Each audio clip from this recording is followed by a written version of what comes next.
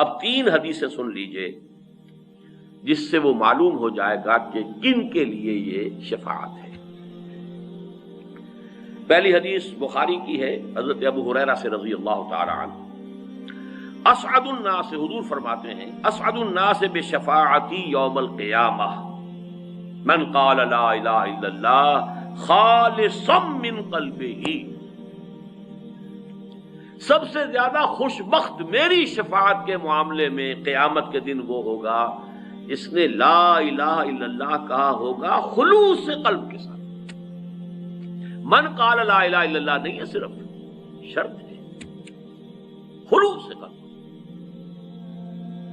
غیر مشروط نہیں ہے معاملہ۔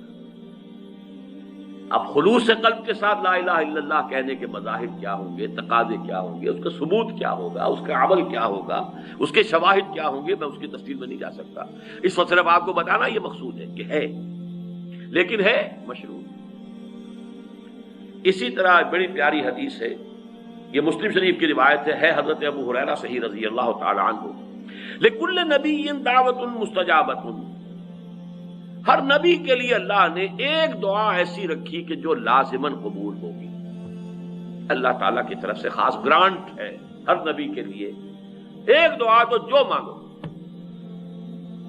فتعجل کل نبی دعوتہ، تو ہر نبی نے اپنی دعوت کو، اپنی دعا کو جو حق دیا گیا تھا یہ اسپیشل دعا کا، وہ استعمال کر لیا جلدی سے، یعنی اس دنیا میں استعمال کر لیا تو جلدی ہو گئی، دنیا عاجلہ ہے،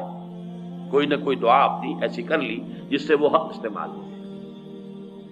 وَإِنِّي اخْتَبَأْتُ دعوتی شفاعتاً یوم القیامہ، میں نے اپنی اس دعا کو شفاعت کے طور پر قیامت کے دن کے لیے محفوظ کر لیا ہے۔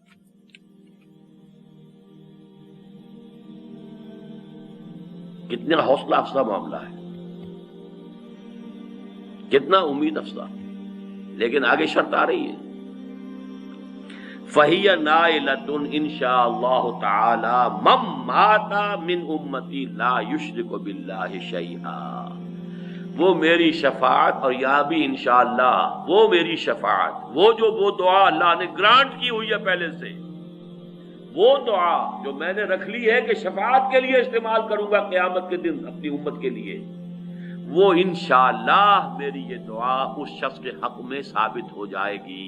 مفید ہو جائے گی جو مرا ہو اس حال میں کہ اس نے اللہ کے ساتھ شرک۔ اب یہاں شرک کس کس کو کہتے ہیں؟ شرک صرف بت پرستی کا نام ہے؟ شرک صرف بتوں کو سجدہ کرنے کا نام ہے؟ یا جھنڈے کی سلامی بھی شرک ہے؟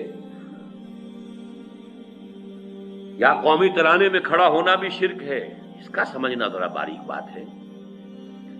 شرک نے ہمیشہ بھیس بدلے ہیں، ہمیشہ بھیس بدلے ہیں، ہر دور میں نئی صورت میں آیا ہے۔ آج کا سب سے بڑا شرک انسانی حاکمیت کا شرک، ان الحکم الا للہ لا یشرک فی حکمہ احدا، نہیں ہم سب شریک ہیں، اللہ تیری حاکمیت میں شریک ہے، بلکہ تجھ سے بڑے حاکم ہے، تیرا حکم نیچے ہماری مرضی ہے۔ تو شرک پر تو میرے پھر 6 لیکچر سنیے، کبھی ہیں 20 سال پرانے، کبھی مجھے بھی خواہش ہوتی ہے کبھی میں بھی سنوں ان کو، لیکن یہ کہ میں نے الحمدللہ کہ اس کے مختلف پہلوؤں کو واضح کیا ہے۔ شرک فی الذات، شرک فی الصفات، شرک فی الحقوق، ان 3 اعتبارات سے 6 گھنٹے کے لیکچر۔ ایک شرک وہ بھی ہے، ذرا غریبانوں میں جھانکیے، کون اس سے بچا ہوگا؟ تعس عبد الدینار و عبد الدرہم، ہلاک ہو جائے درہم و دینار کا بندہ، اس کا معبود دولت ہے، حلال اور حرام کی تمیز نہیں ہے، دولت ہونی چاہیے۔ کون ہے معبود؟ دولت۔ عبد الدینار ہے، یہ نام ان کا عبد الرحمن ہے، حقیقت میں عبد الدینار ہے، جسے دینار کے لیے، دینار سے اتنی محبت ہے کہ نہ حلال کا خیال ہے نہ حرام سے کوئی اجتناب ہے۔ بہرحال شرط ہے، مشروط ہے، اس کے سوا وہ شفاعت کام نہیں آئے گی، چاہے وہ انبیاء ہو، رسول ہو، کوئی بھی ہو، صلحاء ہو، اتقیاء ہو۔ تیسری حدیث یہ سنن کی ہے، یہ صحیحین میں نہیں ہے، اور یہ حضرت عوف ابن مالک سے ہے رضی اللہ تعالی عنہ، اتانی آتم من ربی، حضور فرما رہے ہیں، یہ آپ اپنا کوئی تجربہ، کوئی روحانی تجربہ بیان فرما رہے ہیں، کوئی عالم غیب سے جو آپ کے معاملات ہوتے تھے، میرے پاس آیا ایک آنے والا میرے رب کی جانب سے، ایک آنے والا میرے پاس آیا اللہ کی طرف سے، اللہ کا کوئی فرشتہ، اتانی آتم من ربی فخیرنی، اور اس نے مجھے ایک اختیار دیا، ان يدخل نصف امتی الجنت، دو باتیں ہیں اے محمد، اللہ کی طرف سے آپ کو یہ اختیار دیا جا رہا ہے اور یہ پیغام میں پہنچا رہا ہوں، آپ کو اختیار ہے، یا تو آپ اپنی آدھی امت کے